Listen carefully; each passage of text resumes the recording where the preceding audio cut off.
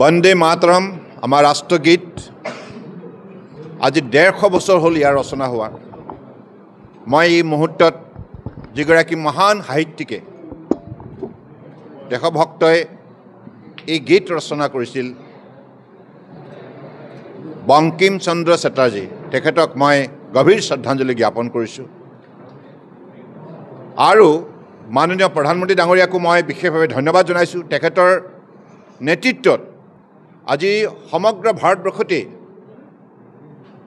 বন্দে মাতৰমৰ 150 বছৰ উপলক্ষে চৌদিশে ভাৰতবৰ্ষৰ জনগণ একত্ৰিত হৈ আজি দেশবাসীয়ে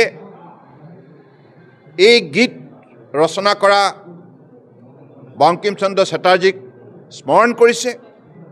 আৰু গীতটোৰ যোগেদি ভাৰতবৰ্ষক আগন্তুক দিনত বিশ্বৰ বুকুত আটাইতকৈ শক্তিশালী উন্নত ৰাষ্ট্ৰ হিচাপে গঢ়ি তোলাৰ সংকল্প লৈছে। কাৰণ আপোনালোকে জানে এই গীত ৰচনাৰ জৰিয়তে সমগ্ৰ ভাৰতবৰ্ষতেই মানুহৰ মনত এটা শক্তিশালী আধ্যাত্মিক চেতনা,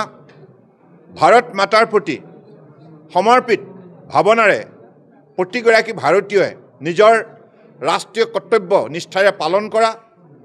আৰু এই গীতৰ পৰা অনুপ্ৰাণিত হৈ ইংৰাজৰ বিৰুদ্ধে স্বাধীনতা সংগ্ৰামত প্ৰতিগৰাকী ভাৰতীয়ই নিষ্ঠাৰে আত্মনিয়োগ কৰা আৰু ভাৰতবৰ্ষৰ বুকুত বিৰাজমান সাংস্কৃতিক, সামাজিক,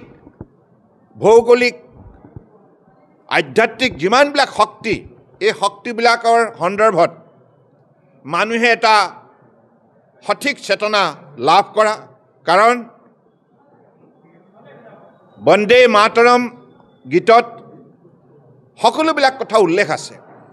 আৰু অখণ্ড ভাৰতক সেই সময়ত এই গীতৰ যোগেদি জীয়াই ৰখাৰ প্ৰয়াস আৰু এই গীতৰ যোগেদি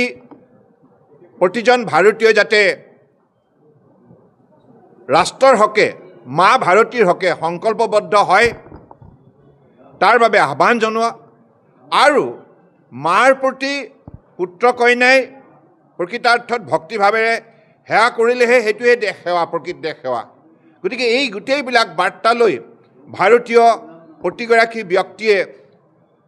বিশেষভাৱে উৎসাহিত হৈছিল, প্ৰেৰণা পাইছিল আৰু আমাৰ ৰাষ্ট্ৰগীতৰ যোগেদি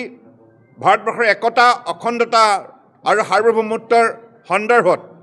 সেই সময়ত চেতনা প্ৰদান কৰিছিল। গতিকে ইয়াৰ পৰা প্ৰতিগৰাকী ভাৰতীয় অনুপ্ৰাণিত হৈ ৰাষ্ট্ৰৰ হকে সমৰ্পিত ভাৱনাৰে কাম কৰিছিল। গতিকে আজিও আগন্তুক দিনত মাননীয় প্ৰধানমন্ত্ৰী ডাঙৰীয়া তেখেতৰ বক্তব্যত আজি কৈছে ভাৰতবৰ্ষক এই অমৃতকাল যাত্ৰাত আটাইতকৈ পৃথিৱীৰ শক্তিশালী ৰাষ্ট্ৰ হিচাপে গঢ়ি তোলা, আত্মনিৰ্ভৰ ভাৰত হিচাপে গঢ়ি তোলাৰ বাবে এই বন্দে মাতৰমৰ পৰা আমি প্ৰেৰণা লৈ এই যাত্ৰাক দৃঢ়তাৰে আগুৱাই নিব লাগিব। গতিকে মই বিশ্বাস ৰাখিছোঁ যে বছৰজোৰা কাৰ্যসূচী অনুষ্ঠিত হ'ব। আমাৰ উঠি অহা প্ৰজন্মই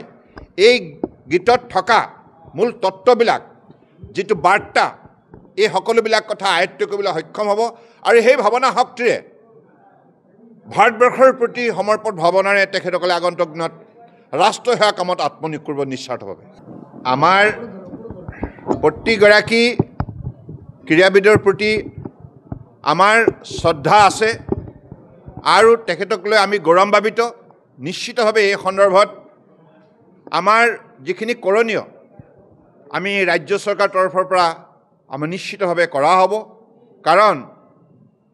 মাননীয় প্ৰধানমন্ত্ৰী ডাঙৰীয়াই এই সন্দৰ্ভত প্ৰতিগৰাকী খেলুৱৈক যেনেধৰণে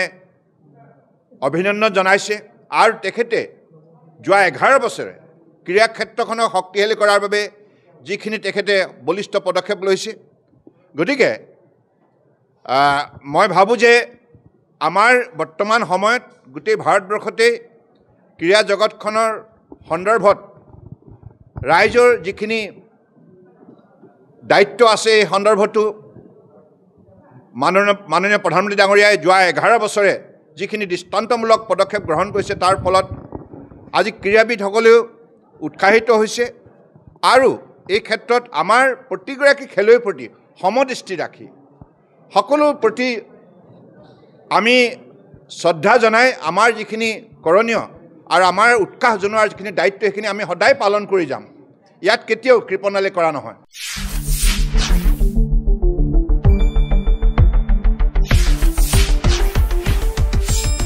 শুদ্ধ আৰু বিস্তৃত বাতৰিৰ বাবে চাই থাকক নিউজ ডেস্ক ৰিপোৰ্ট